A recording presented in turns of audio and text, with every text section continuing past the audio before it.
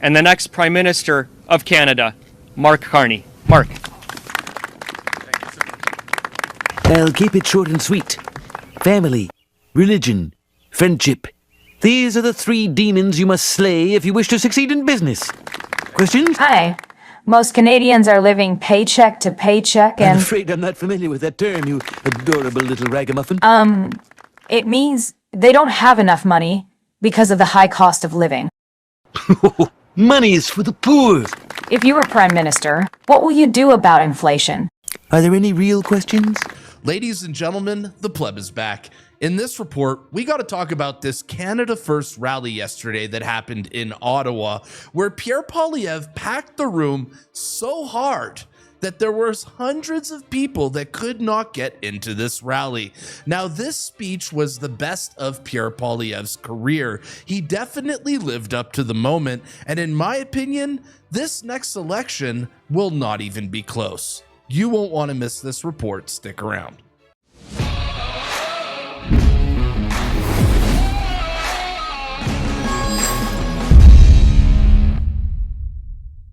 Before we start this report, if you guys want to see the Liberals lose the next election, smash that subscribe button, because over here on this channel, we make fun of the left and we expose how crazy they truly are.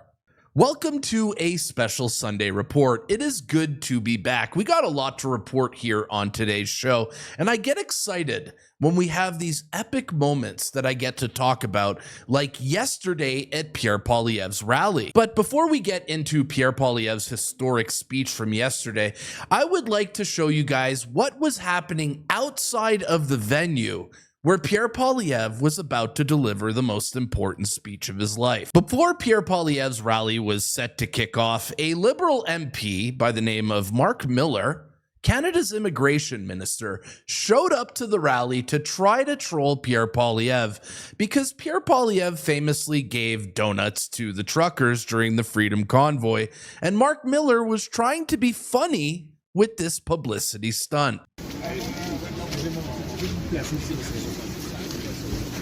But I brought you guys, I brought Pierre some donuts today, just like he was bringing to the Freedom Convoy when he was watching them illegally occupy the hill. But I didn't know if you guys will get locked out, so I got some. You probably can't accept donuts, so I'll give you can accept donuts? It's highly unpatriotic. Just bailout. Just media bailout.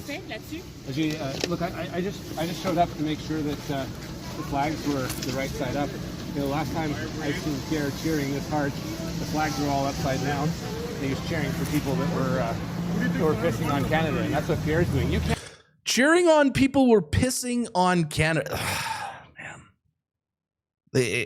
the choice of words here. This is pure gaslighting. Canada, and that's what Pierre's doing. You can't say that Canada is broken, and at the same time say that Canada is the best country in the world. Is our immigration system not broken? The two just don't. Is the border not broken? Together. Hey, Mark, newsflash. Just because Trump introduced tariffs does not take away from the fact that this country actually is broken. And you want to know what real patriots do? They fight to fix their country, and Canada needs to be fixed. While you gaslight and lie and say that Canada has no problems right now because you got this golden goose in a Trump distraction, real patriots, such as myself and the people watching this show right now, want to see our country get fixed. These liberals truly don't get it. They think that they only represent liberals in Canada. Pierre Poilievre speaks to every single Canadian, and the elitists in Mark Miller cannot understand that. We are all Canadians. Our leaders should be willing to speak to all of them, not just those that they agree with. Mark Miller is a weirdo. That entire stunt was a weirdo, but what I'm about to show you next was even more weird, as at yesterday's rally, a protest was planned by the left to show up to protest Pierre Poilievre. And guess what? Only one person bothered showing up. Probably because it was snowing outside. The left are truly snowflakes. There is only one protester in sight. What does it say on his sign? Ruin the healthcare, steal the wealth, sell out the country. This guy looks like a living, breathing Reddit mod. Let's watch. Go home! Yankee, Yankee, go home. I'm from Jamaica. Home, Yankee, Yankee, go. Go. Is he calling you a Yankee? I'm from Jamaica. I don't understand. Who's American? Is the Yankee American? I believe so. Big enough guys, you think they can run the country? Come on. Go home, Yankee, Yankee, go home. Are you calling the people American, sir? I'm trying to Cowards, traitors, sellouts, conservative. Okay. follow the insult. Shout out to his bald spot. And honestly, I should be making fun of hair, but look. I'm bald too. There's a certain point in life where you need to give up on your hair. This guy needs to give up like I did, but he's holding on, and it looks actually even worse. Insult. We don't want your money here. So if he sees an American $50 on the ground, what would he do? Yeah, I'm sure he'd pick it up. Yeah. So it's funny, eh? Like there's Telling a black man immigrant who lives in Canada now, is from Jamaica, to go back to the United States. These leftists are truly not the brightest, folks. I don't understand, so he's implying that... I don't even understand. I still don't understand what's this about. No, perhaps we can ask him. Would you like to explain the Yankee thing, sir? To the gentleman from... Where did you say you were from, sir? Can you explain to me what the Yankees for? I guess he's not going to talk. No, that's the way of things. Well, what hours are you taking questions? You know what hour he's taking questions? Yeah. Are you with him? Hey, it's Mark. Wow. Liberalism is a mental disease, folks, and what we just saw proves exactly that. And the fact that only one protester showed up to this rally is absolutely hilarious. What happened? Did they not get their paychecks? Oh yeah, it's true. It was a Saturday, so their union couldn't send them to protest during the week and them getting paid for it. The left only show up to protests when there is money to be made. But enough of these left-wing wackos. Let's move things over into the venue where 1 hour before Pierre Poilievre's speech, the place was absolutely packed. Wow.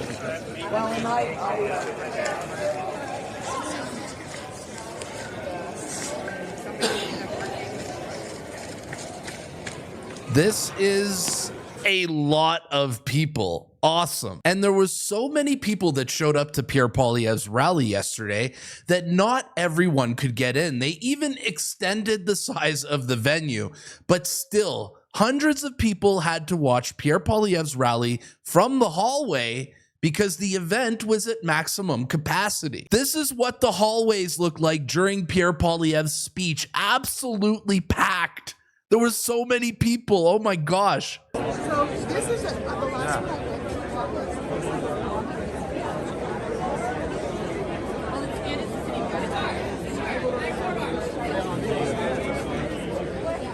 Wow. Oh my gosh. Look, they have to watch Pierre Poilievre's rally here on a TV outside in the hallway because there's too many people there. Insane.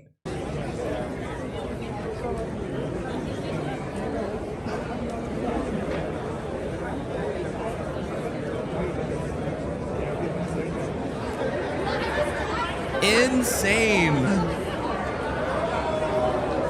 Look, man, I am blown away. I don't know about you guys, but I think it's time for Pierre Poilievre to start booking NHL arenas leading into the next election, because clearly these 1,000, 1,500 people rooms are not big enough for someone like Pierre Poilievre. And for anyone who thinks that Mark Carney is going to beat Pierre Poilievre in the next election is absolutely delusional. But regardless of that one sad protester who showed up, Pierre Poilievre's speech last night drew massive numbers, especially on X, where 172,000 people watched this speech at the same time, which I think is a record for any Canadian politician. So without further ado, let's move things over to Pierre Poilievre's speech, the most important speech of his career, which I believe he completely nails.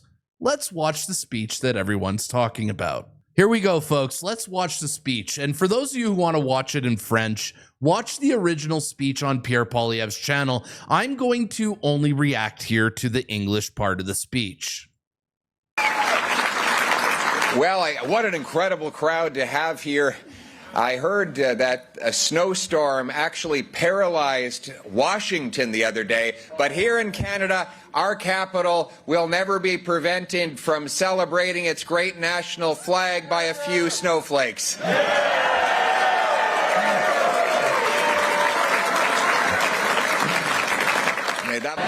I know there's a couple of questions that you have whenever Anna introduces me, so let's address them right out of the gate. This is good. First, what you doing with that guy? I don't have an answer. Second, why would she leave a tropical country to trade the warm weather for a toque and earmuffs here in Canada? Well, that is the real question, and that is the subject that we're gathered here today to discuss. Because Anna and I understand that our stories would only be possible here in Canada. Only in this country could a refugee from Venezuela, who started in a basement Montreal apartment and the son of a teenage mother, raised by two school teachers, dream of standing on this stage leading Canada's national founding political party.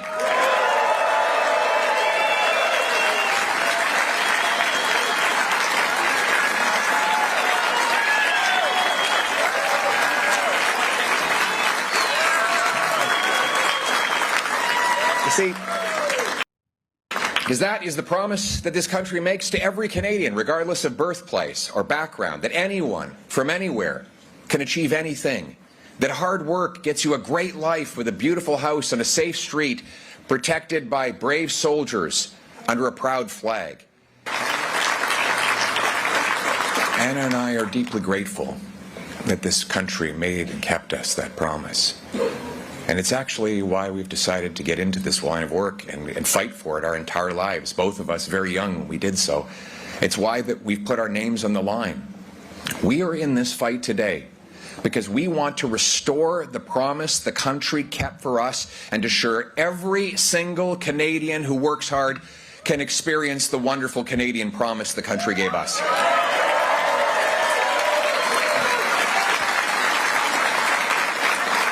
But that promise did not happen by accident. It took courageous leadership for us to be here today. And we as Conservatives have a special duty to carry on that legacy. Conservatives, as the party of Confederation and John A. Macdonald, will restore the promise of Canada. Let's go. We're bringing back John A. Macdonald, by the way, when Pierre gets elected. Our founding leader united our country from the Atlantic to the Pacific and warded off American designs to dominate our continent. In the words of our great first Prime Minister, Conservatives will fight, and I quote, to give us a great, a united, a rich, an improving, a developing Canada, instead of making us a tributary to American laws, American railways, American bondage, and American tolls.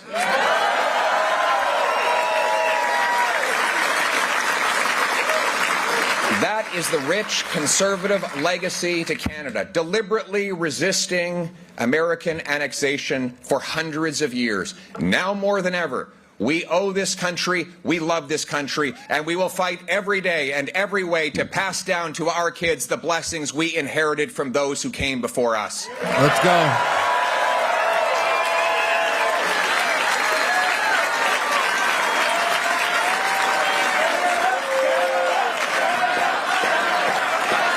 The crowd is fired up.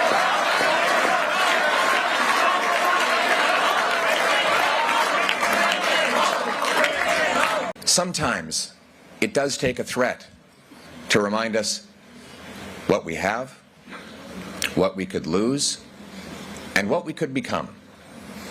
The unjustified threats of tariffs and 51st statehood of Donald Trump have united our people to defend the country we love.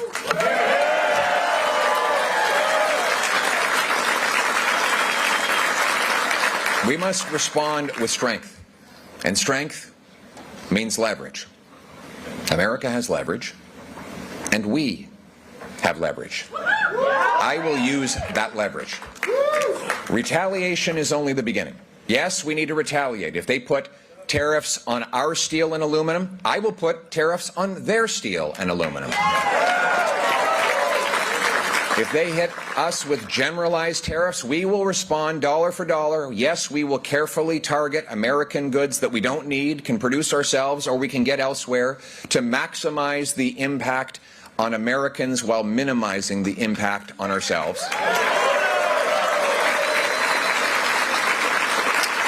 100% of the proceeds of these counter tariffs will reimburse our businesses and workers that are directly impacted, and the rest will go to tax cuts to relieve Canadians. Not one penny will go to government spending.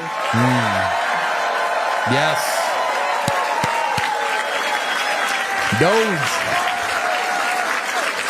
We cannot use this crisis as yet another liberal excuse to raise taxes or to do money printing, spending, which will only cause inflation.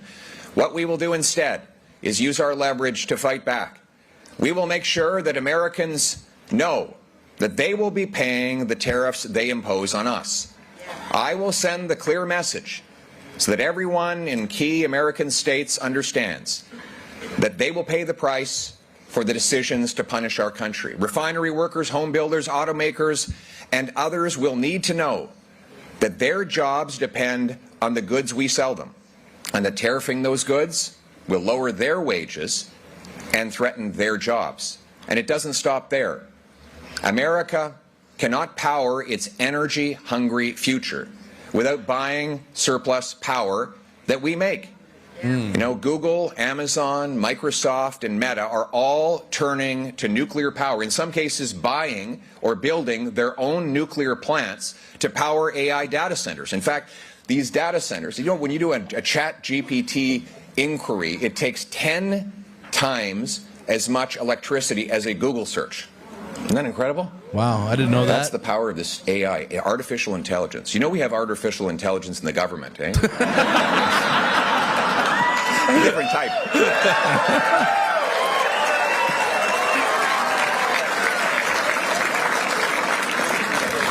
Artificial intelligence is generous. I would say no intelligence, but yes, good joke.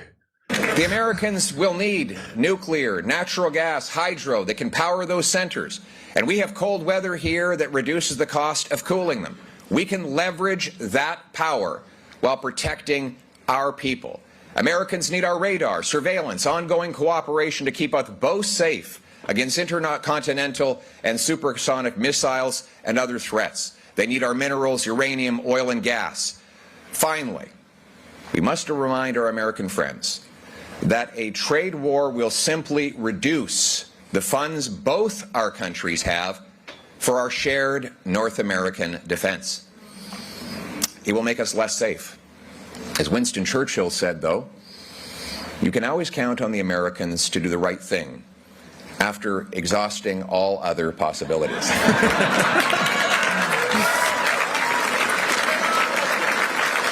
So let me spell out the possibilities for our American friends and speak directly to them. Option one, you can carry out an unprovoked attack on our economy. Your consumers will pay more and your workers will make less. Gas prices will skyrocket. You will turn a loyal friend into a resentful neighbor, forced to match tariff with tariff and to seek friends everywhere else. Both our economies will weaken, leaving less money for defense and security, and our enemies will grow stronger. True. Yeah. Option one. Option two, we trade even more. And both our workers make more. Our consumers pay less. The resulting GDP boost allows Canada to further strengthen its border and up our military spending to 2% of GDP faster.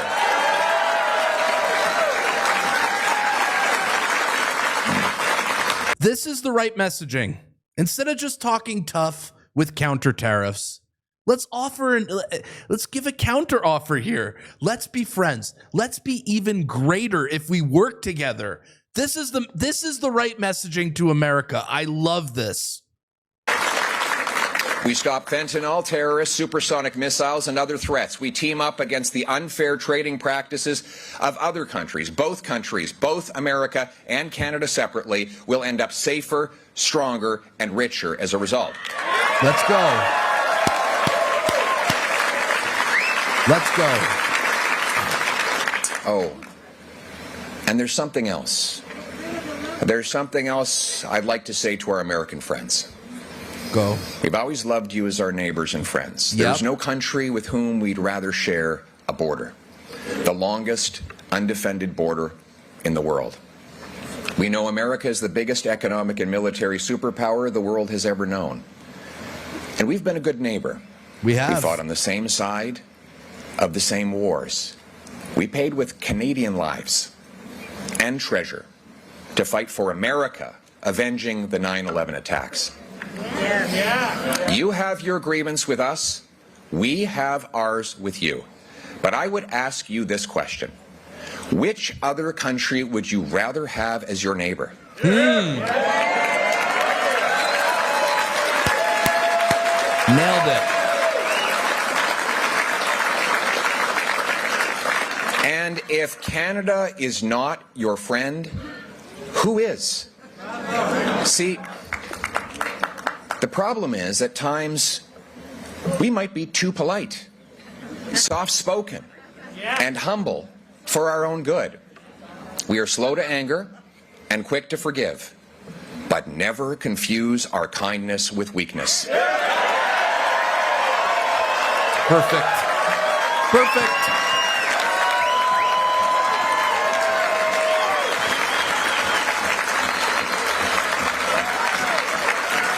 We love our country and our flag. We are a strong people with a proud history as a warrior nation whose soldiers have proven fierce enough to crush the fascists, the communists, and Al-Qaeda, yet humble enough to never once brag about their heroism. We are mild-mannered and made of steel.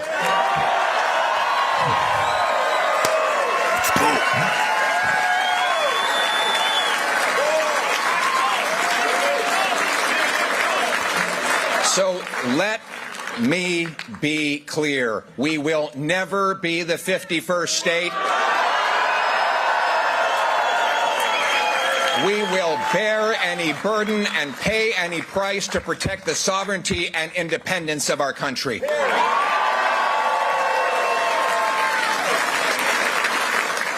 Sometimes it does take a threat to remind us what we have, what we could lose, and what we could become.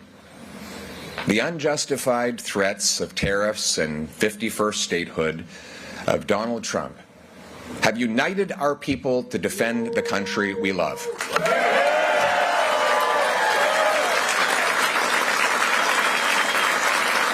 We must respond with strength, and strength means leverage. America has leverage, and we have leverage. I will use that leverage. Retaliation is only the beginning. Yes, we need to retaliate. If they put tariffs on our steel and aluminum, I will put tariffs on their steel and aluminum.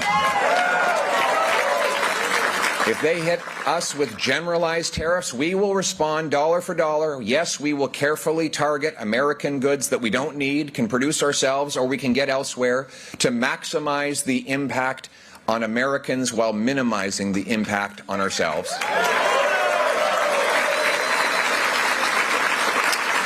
100% of the proceeds of these counter tariffs will reimburse our businesses and workers that are directly impacted, and the rest will go to tax cuts to relieve Canadians. Not one penny will go to government spending. Yes. Doge. We cannot use this crisis as yet another liberal excuse to raise taxes or to do money printing, spending, which will only cause inflation. What we will do instead is use our leverage to fight back. We will make sure that Americans know that they will be paying the tariffs they impose on us. I will send the clear message so that everyone in key American states understands that they will pay the price for the decisions to punish our country. Refinery workers, home builders, automakers, and others will need to know that their jobs depend on the goods we sell them, and that tariffing those goods will lower their wages and threaten their jobs. And it doesn't stop there.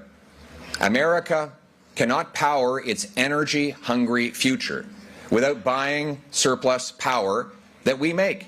You know, Google, Amazon, Microsoft, and Meta are all turning to nuclear power, in some cases buying or building their own nuclear plants to power AI data centers. In fact, these data centers, you know, when you do a chat GPT inquiry, it takes 10 times as much electricity as a Google search. Isn't that incredible? Wow, I didn't know that. That's the power of this AI, artificial intelligence. You know we have artificial intelligence in the government, eh?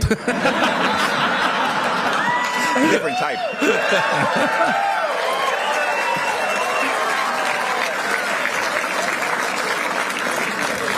Artificial intelligence is generous. I would say no intelligence, but yes, good joke. The Americans will need nuclear, natural gas, hydro that can power those centers. And we have cold weather here that reduces the cost of cooling them. We can leverage that power while protecting our people. Americans need our radar, surveillance, ongoing cooperation to keep us both safe against intercontinental and supersonic missiles and other threats. They need our minerals, uranium, oil, and gas. Finally, we must remind our American friends that a trade war will simply reduce the funds both our countries have for our shared North American defense. It will make us less safe. As Winston Churchill said, though, you can always count on the Americans to do the right thing after exhausting all other possibilities.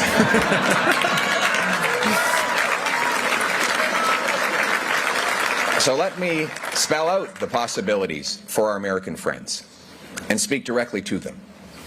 Option one, you can carry out an unprovoked attack on our economy. Your consumers will pay more and your workers will make less. Gas prices will skyrocket. You will turn a loyal friend into a resentful neighbor, forced to match tariff with tariff and to seek friends everywhere else. Both our economies will weaken, leaving less money for defense and security, and our enemies will grow stronger. True. Yeah. Option one. Option two, we trade even more.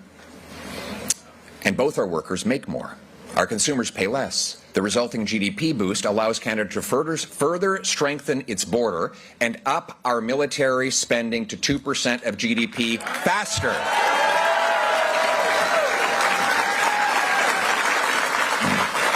This is the right messaging. Instead of just talking tough with counter tariffs, let's give a counter offer here. Let's be friends. Let's be even greater if we work together. This is the right messaging to America. I love this. We stop fentanyl, terrorists, supersonic missiles, and other threats. We team up against the unfair trading practices of other countries. Both America and Canada separately, will end up safer, stronger, and richer as a result. Let's go. Let's go. Oh, and there's something else.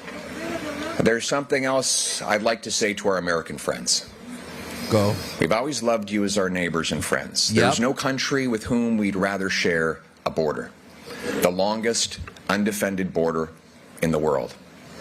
We know America is the biggest economic and military superpower the world has ever known. And we've been a good neighbor. We have. We fought on the same side of the same wars. We paid with Canadian lives and treasure to fight for America, avenging the 9/11 attacks. Yeah. You have your grievance with us. We have ours with you. But I would ask you this question. Which other country would you rather have as your neighbor? Nailed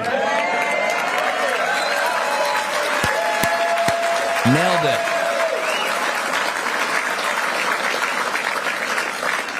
And if Canada is not your friend, who is? See, the problem is at times we might be too polite, soft-spoken, and humble for our own good. We are slow to anger and quick to forgive, but never confuse our kindness with weakness.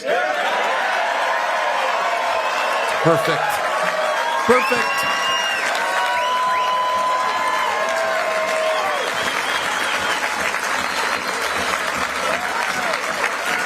We love our country and our flag. We are a strong people with a proud history as a warrior nation whose soldiers have proven fierce enough to crush the fascists, the communists, and Al-Qaeda, yet humble enough to never once brag about their heroism. We are mild-mannered and made of steel. Let's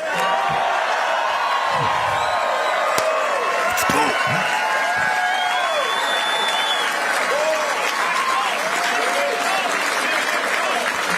So let me be clear. We will never be the 51st state. We will bear any burden and pay any price to protect the sovereignty and independence of our country.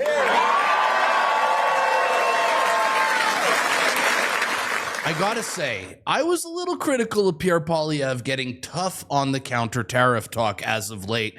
But in this speech, Pierre Poilievre nails the tone correctly.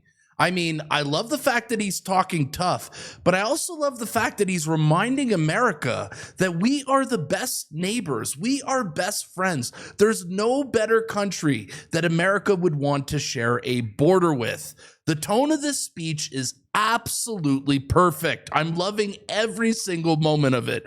Let's get back to the speech. Which option the Americans will choose is up to them. But let's be honest. We have to be prepared for the worst. Simply put, we can no longer depend on the Americans alone for our trade. We can no longer think of them as our backup defense.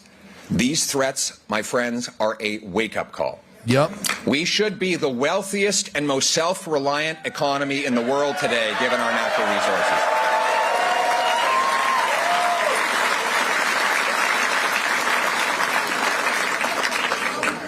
But instead, here we are. We have the fourth biggest supply of oil, yet we must import 179 million barrels of foreign oil every year because of the liberal No New Pipelines Act, which is still law today. We are the fifth biggest supplier of natural gas, but we can't export a single cubic foot of it overseas because we don't have a single liquefaction facility. The Liberals, according to Trudeau and Carney, they don't believe there is a business case for LNG plants. Morons. We have the fewest homes per person in the G7, even as we have 10 times as much land to build on as the second biggest country, because taxes and bureaucracy block home building, leaving our youth without houses. We sell twice as much to the Americans as we sell to Canadians in other provinces because trade barriers governments impose block us from selling and buying with each other. Yeah. We have the third most farmland per capita in the world, yet food... Sorry, guys, to interrupt, but how do we not have free trade in between our provinces already? How is this not a thing? Why is there all these barriers to trade between provinces? It makes no sense. Prices rose 37% faster in Canada over the last 5 years than they did in the U.S. because the Carney-Trudeau carbon tax on farmers and truckers rose the price. Now, what have the Carney-Trudeau Liberals done about this? Well, they doubled the debt. They doubled housing costs. They doubled food bank lineups. They blocked Canadian energy in favor of dirty dictator oil. They raised taxes on work and investment and have driven an astonishing, eye-watering $500 billion to the United States in Canadian investment that now pays to create American jobs. All of this before a single tariff was applied. Now, Liberals would like to instrumentalize the tariff threat to distract from the record of the Carney-Trudeau Liberals over the last 9 years. They say that we should just forget about all the damage they've done to our country because of the tariffs that might be coming down the road. In fact, the opposite is true. Think of it, my friends. If Carney-Trudeau policies did this much economic harm before tariffs, imagine the devastation they would cause after tariffs. We need a Prime Minister who will put Canada first, our workers, our businesses, our economy, our borders, our military.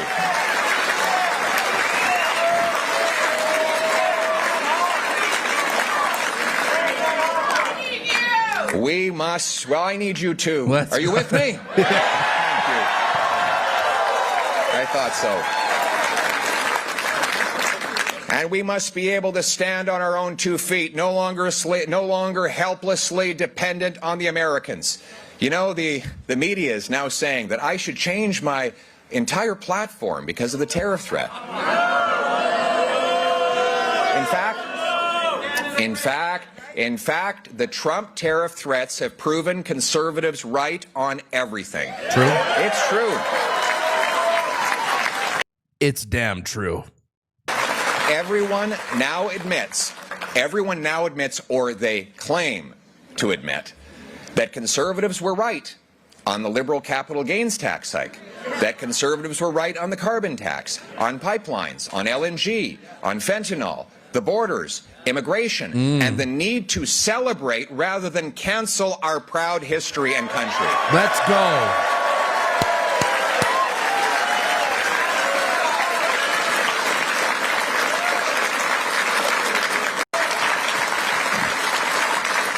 You know, it's funny. First, the Liberals said, Poilievre has no policies. And then they said, okay, he does, but they're really scary. And then they stole all his policies, right? This is where the joke's going. And now they say they agree with all my policies. Exactly. You know, imitation is the highest form of flattery, but you cannot believe them. My friends, it is not realistic that we would believe a party 60 days before election suddenly reversing itself on absolutely everything. Correct. If you want conservative policies, you will have to vote conservative. Yes.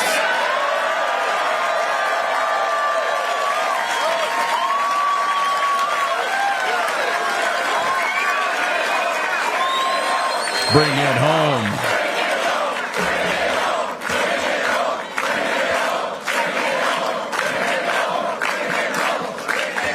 Take the carbon tax.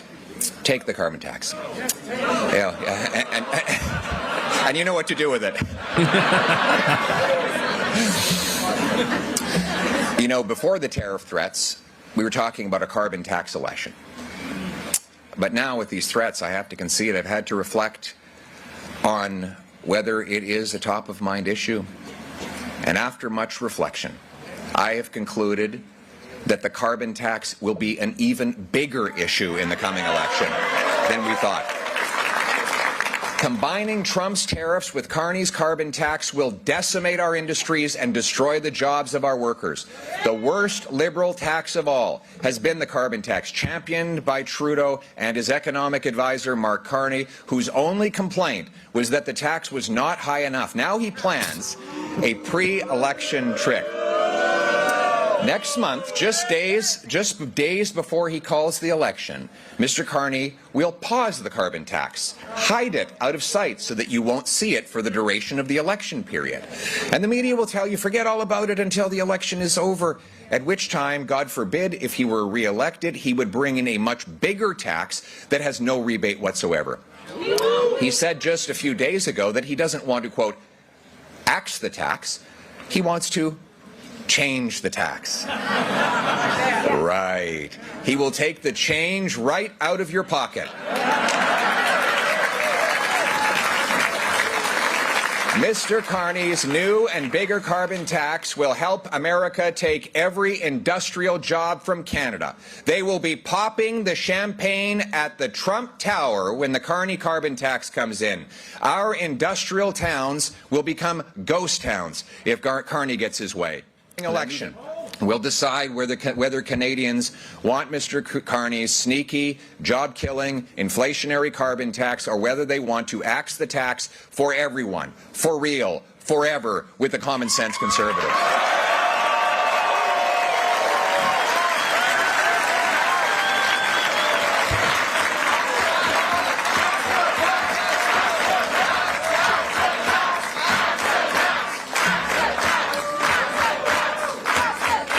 Now, I know Mr. Carney is going to try to plagiarize my policies right before the election, policies he has long opposed. But don't believe a word. In just a few months ago, did you hear about this? Mr. Carney moved his company headquarters to New York, Donald Trump's hometown, shifting jobs and investment into the U.S. just like Trump wanted.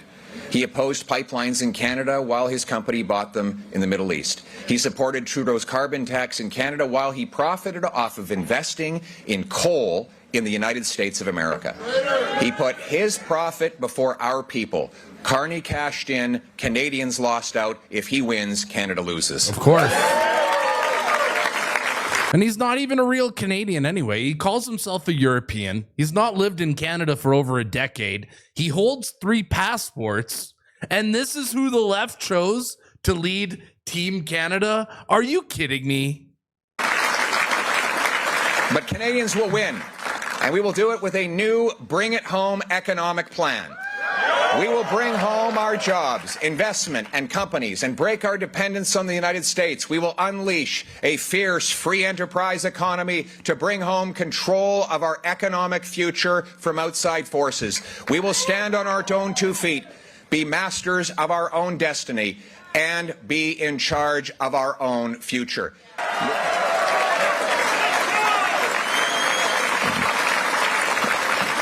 Axing the carbon tax is only the beginning. We will go ahead with the biggest and most patriotic tax cut in Canada's history, the Bring It Home tax cut.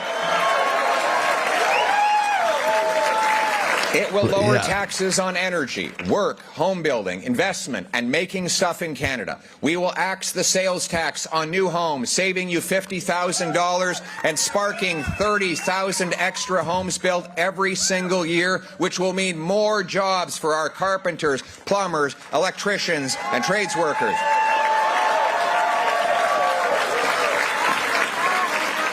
To pay for it. We will cut bureaucracy, consultants, and corporate welfare. We will impose a law. The waste of our money will end when I'm Prime Minister, and we will impose the same law on government spending that you impose on your household spending. We will be required to find $1 of savings for every new dollar of spending that comes in. That's it. And we're going to bring home our jobs. We will repeal the liberal anti-resource laws. The idea is to once again produce our resources and upgrade and add value to them here in Canada. The Liberals drove $500 billion of investment to the United States, mostly by blocking our resource sector. They did this with the No New Pipelines Law, C-69, that has blocked the Energy East pipeline, blocked the Northern Gateway pipeline, and countless other projects. In fact, much worse than that, this is the situation we're in. I want you to paint this picture here. Not only can we not sell our oil to the world, we can't even sell it to ourselves. Do you know that the oil that Quebec imports from Alberta has to go through the United States of America? And if we ever got into a real trade dust-up with the Americans, they could even cut off the supply of our oil to ourselves. Wow. Now, why is that? Because they blocked the East-West pipeline that would have bound our country together and allowed us to sell Western oil to Eastern markets. Mr. Trudeau, with his economic advisor, Mr. Carney, said also that there is no business case to sell gas to countries like Germany, Japan, Greece, and others that were begging for it. Now, the Americans and Qataris are beating us to the punch. So we sell our natural gas internally for $4, while the world price, or the price in Europe, is $13. So let's give a little economic lesson to Mr. Carney and Mr. Trudeau. If you have something for $4 and you can sell it for $13, that's a profit.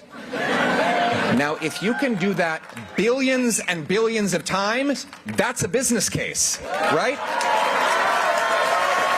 True.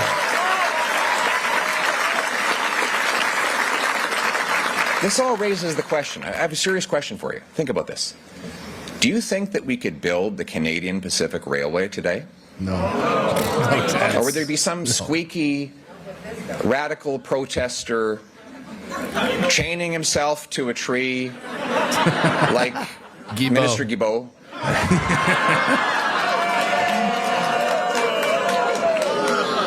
Again, the keep it in the ground crowd in the Liberal Party.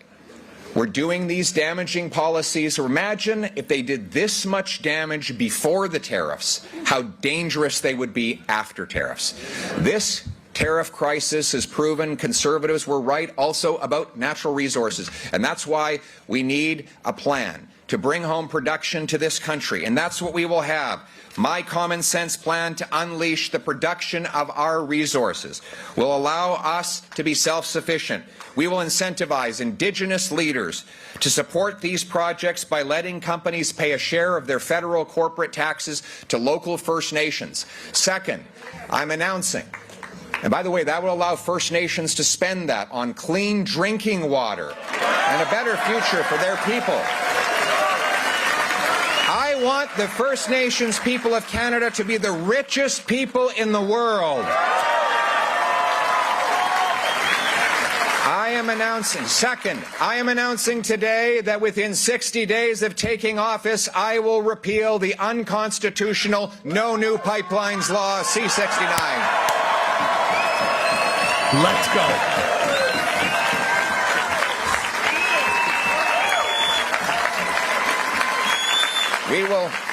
We will replace it with a new law that protects nature and gets projects approved within a year of an application.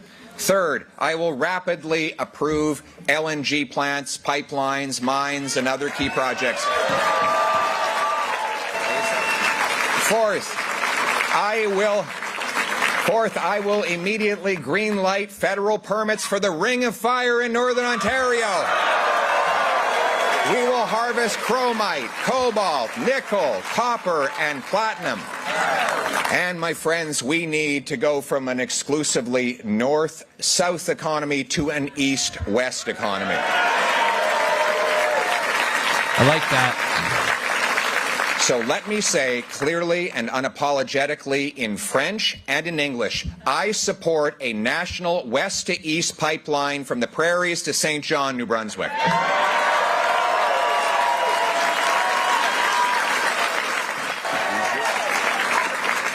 We must have the courage and the backbone to stare down eco-fanatics who will stand in the way and favor foreign oil instead. I stand with the 74% of Quebecers who support building pipelines to transport oil and gas. The number is at 74% for Quebec. That actually surprised me because Legault said there was no business case or even social responsibility case for pipelines. But I'm actually surprised. 74% of Quebecers want pipelines. I didn't know that. We need new trade partners. I mean, we sell 75% of our exports to the Americans. I've got a new export partner in mind. A new country that we're going to use to become less dependent on the Americans alone. Great country. Canada. Nice people. They speak French and English. Cold climate. It's called Canada. Yeah.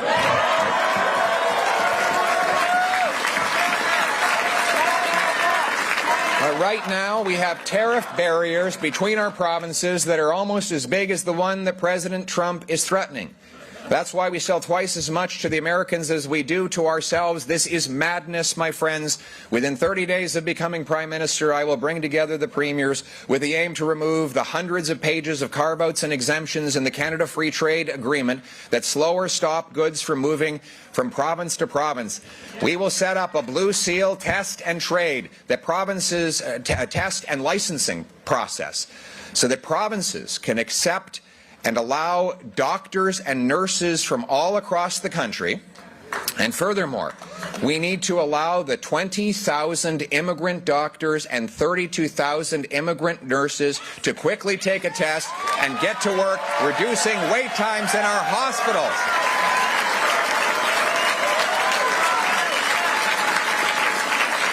And to get the deal done, this will boost our GDP. Billions of dollars of extra tax revenue will result not from higher rates, but from a bigger, freer economy. And I will use the extra federal revenue from free trade to pay a bonus to each province that voluntarily knocks down barriers and opens up its market to fellow Canadians. Now, it's funny. While people can't currently bring alcohol across Canada, they can easily traffic deadly doses of fentanyl, guns, and illegal migration into Canada.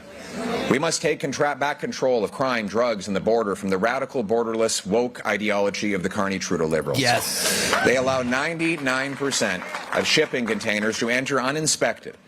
The government's own report says there are as many as 500,000 people here illegally. Wow. But they admit they're not quite sure because they've lost count.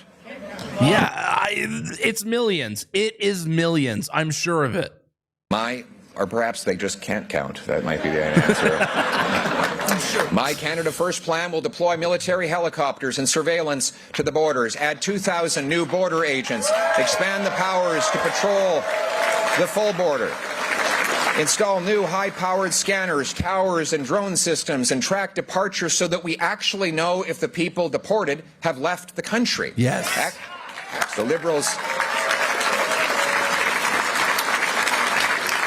And we, my friends, even worse than the gun crime that our open borders policy has brought us is the fentanyl deaths.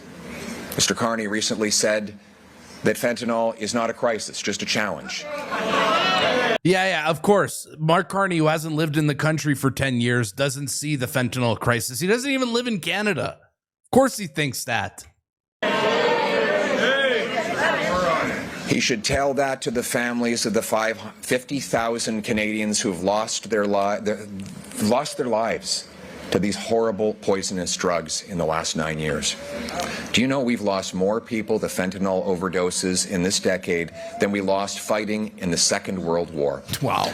The Liberal laws C5 and C75 allow drug kingpins out on easy bail and house arrest. They've legalized fentanyl possession and given out tax-funded opioids that ultimately get resold to children. They ban you from using a plastic straw, but allow you to use cocaine. So next time you're snorting up, just make sure you use a paper straw to save the world. I mean, nothing highlights liberal stupidity more than that, truly. This radical liberal drug liberalization has killed 200% more people a year. Recently, a lab in BC was shut down with enough fentanyl and ingredients to kill 95 million people. Wow. Selling large amounts of fentanyl is like firing bullets into a crowded room. You might not know who you're killing, but it is certain that someone will die. So we must treat mass fentanyl traffickers for what they are, mass murderers. And that is why my government will repeal Liberal laws C5 and C75 and bring in mandatory life sentences for trafficking and producing over 40 milligrams of fentanyl.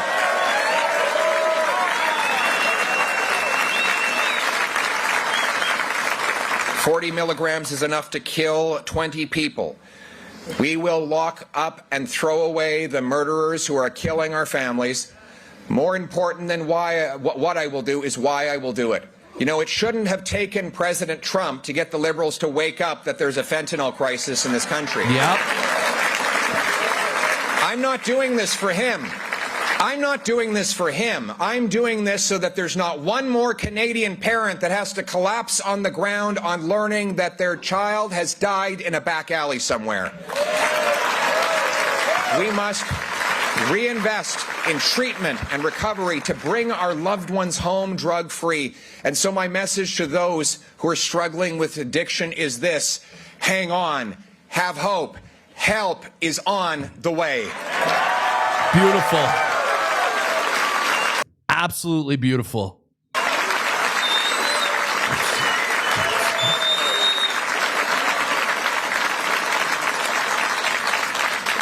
We will protect our people, our soils, our skies, and our seas. We will stand on guard for our people at home and around the world. Our military will protect our national interests by carrying our weight in North America to secure and leverage more trade with the U.S., all while becoming less reliant on them for our defense. After 9 years of Liberal incompetence and disdain, our military is weakened and our allies no longer respect us. Job one for a new Conservative government rebuilding our armed forces is to protect our true north.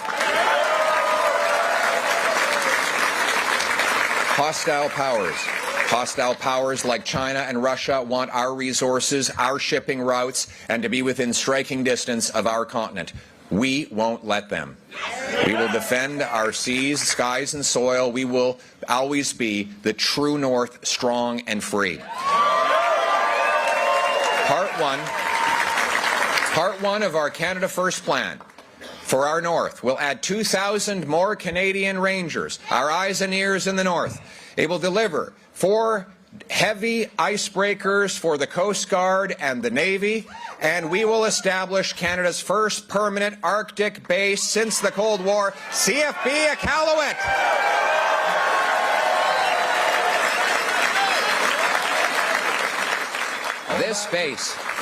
This base will host the new F-35s and Poseidons, the aircraft that will detect, deter, and if necessary, destroy threats in the north.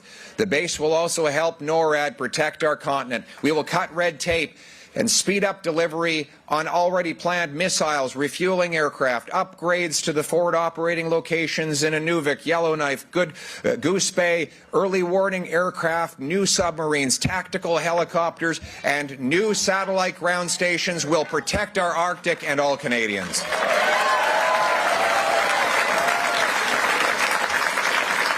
And we will pay for it. We will pay for it by cutting foreign aid to dictators, terrorists, and global bureaucracies. Canada First means keep your money in Canada. I like this. Cut the foreign aid. Let's go.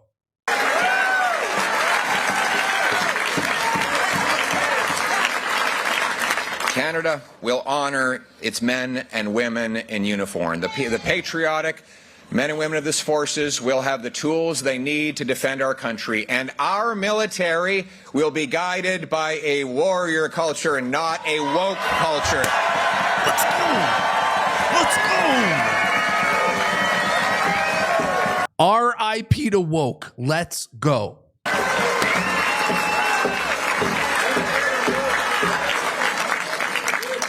My friends, we are a strong nation. Yes. No outside force can stop us unless we let them. But just as terrible economic policies has threatened our economic independence, so too have the radical post-national ideologies that say that Canada has no core identity threatened our national sovereignty.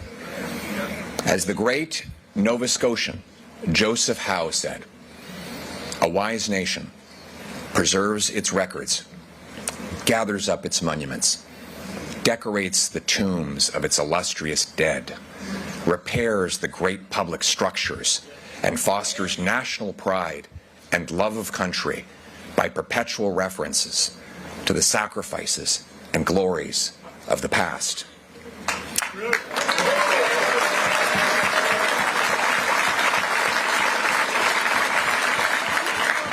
We will end cancel culture and stop the war on our history.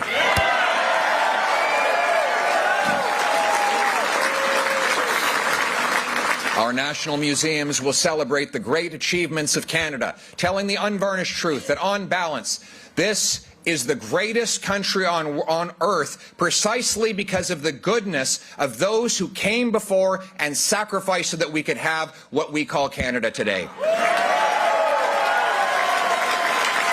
We will celebrate.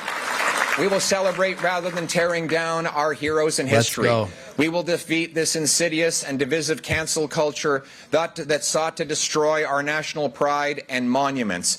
They've even tried to destroy the great founder of this country, John A. Macdonald. Well, I've got a message for them. Yeah. If there were no John A. Macdonald, there would be no Canada.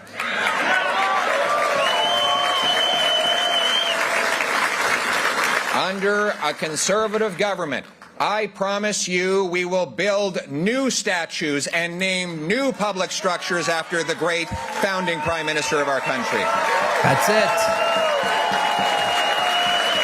it. Pierre is going all out on woke here. Wow, I'm loving it. His name will go on public structures and other places of national importance.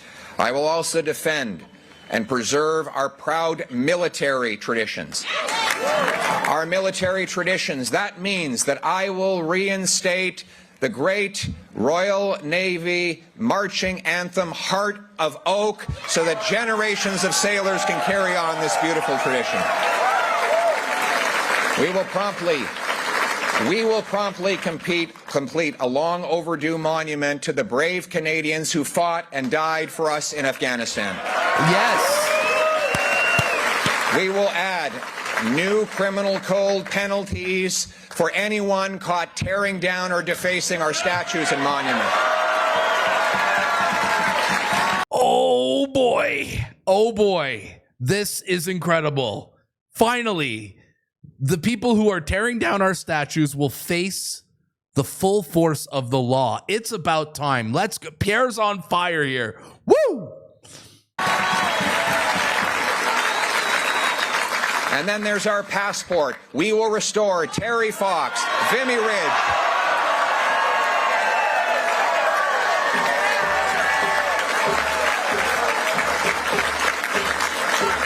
We will restore Terry Fox, Vimy Ridge, the famous five, the Blue Nose, the Fathers of Confederation, Indigenous people, and our military heroes to our passport.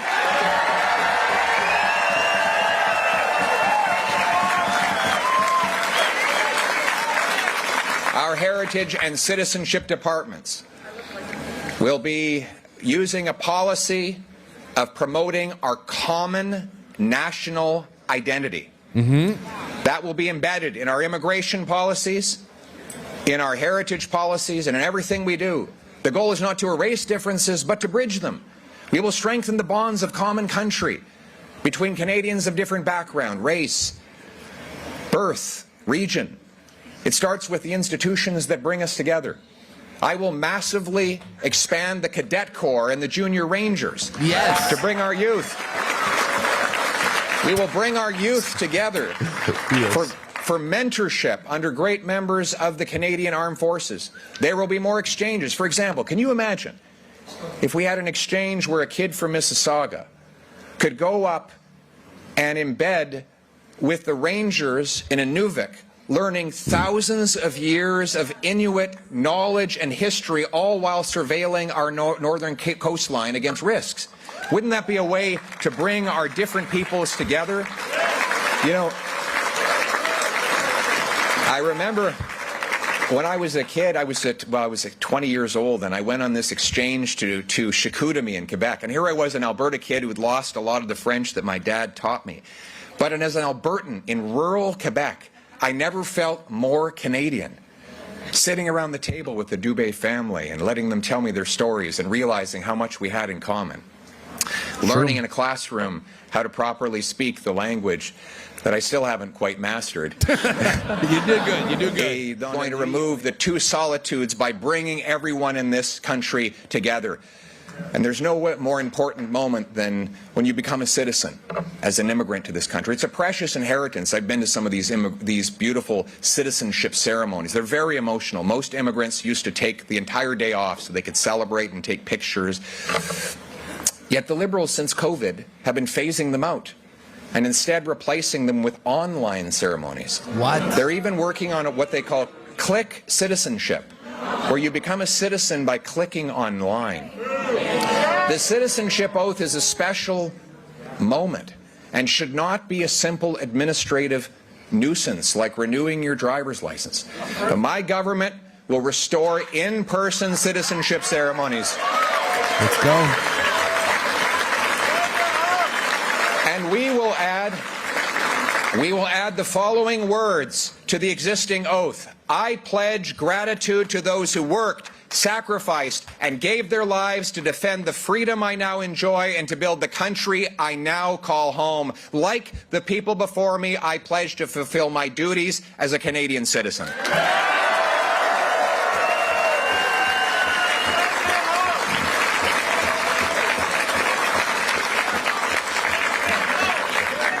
We have seen the government divide people by race, religion, gender, vaccine status, and more.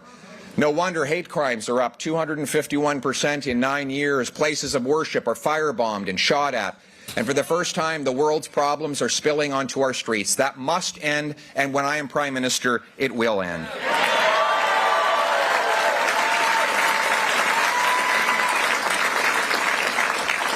Laws will be enforced. People who engage in this activity will be locked up and they will pay a serious price. Those who are visiting the country on a visa and are not citizens or permanent residents that engage in hateful violence will be deported from the country. Let's go! Let's go! Finally, deport the bad actors. This is what I wanted to hear. Yes.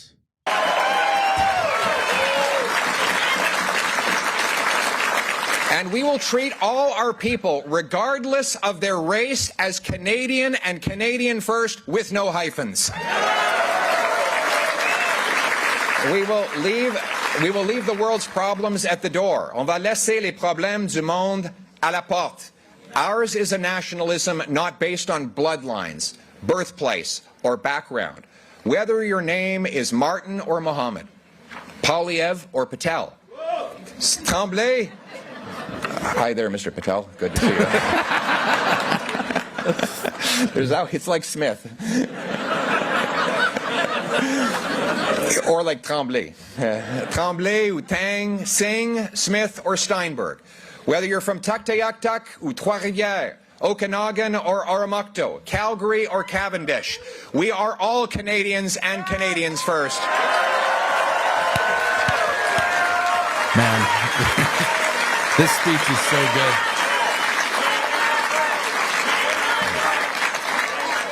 We're finally getting to the end. Shout out to all those who are still watching. We are getting to the closing remarks here.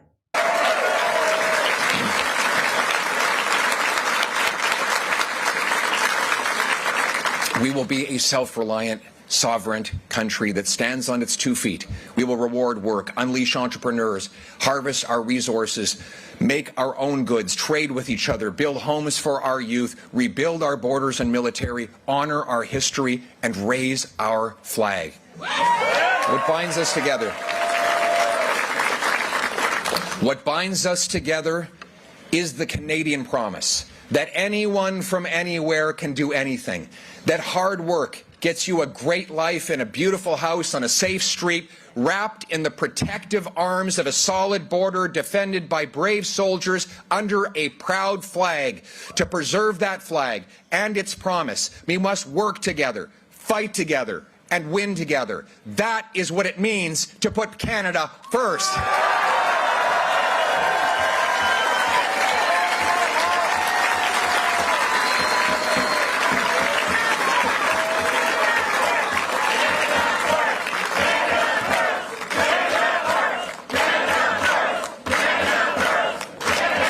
But I warn you, it will not be easy.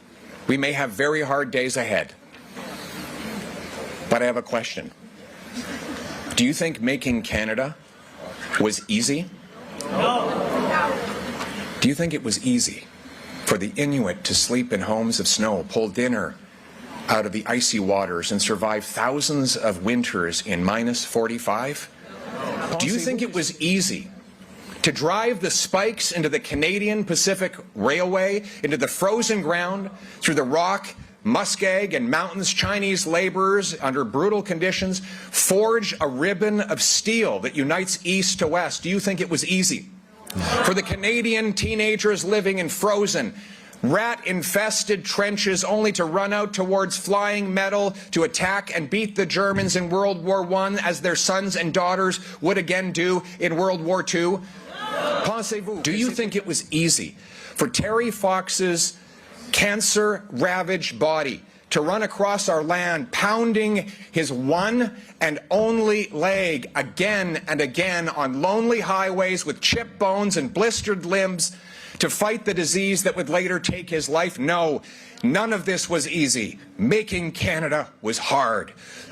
Those are the people who built and defended our country through sacrifice and struggle, but they did not go that far and travel that long so that we could take the easy way out and give up. Like them, we are part of something bigger than ourselves. Yes. We are in this together. We are at this place in this time because we have a job to do, to pass on intact what we inherited from those who came before us to those who come after us. Parce que le Canada vaut la peine.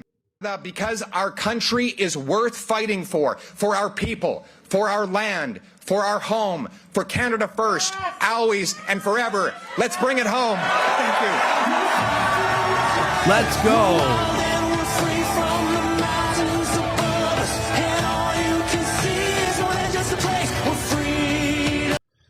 Incredible. Absolutely incredible. Wow, there is a lot to unpack here. This is the greatest speech Pierre Poilievre has ever given, from his Canada First messaging to wanting to eradicate wokeness to celebrating our history to his message to the people of the United States. This is a masterclass in politics. Pierre Poilievre is the absolute GOAT. But clearly not everyone, especially on the left, enjoyed this speech, like Carbon Tax JJ, who names himself after the carbon tax, tweeting at CTV and CBC saying, "You effing a-holes, CBC and CTV, broadcasting Pierre Poilievre's rally live?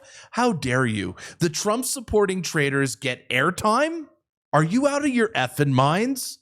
Yes. The left didn't like this speech. And you want to know what? The fact that it drove them that crazy truly reinforces, to me at least, how good that speech truly was. Anyways, folks, for those of you who made it this far, I mean, we're what, an hour 13 minutes into this video. You are an absolute legend, but I want you guys to tell me in the comments down below, what were your favorite parts of this Pierre Poilievre speech? Do you have full confidence in Pierre Poilievre? Are you excited for Canada's future under a Pierre Poilievre government? I want to hear it in the comments down below. And for those of you who want to support me, you know how to do it. Like, share, comment, subscribe. I read all the comments, by the way. My name is The Pleb, and I'll see you at the next report. Pierre Poilievre for Prime Minister. Let's effing go. Peace.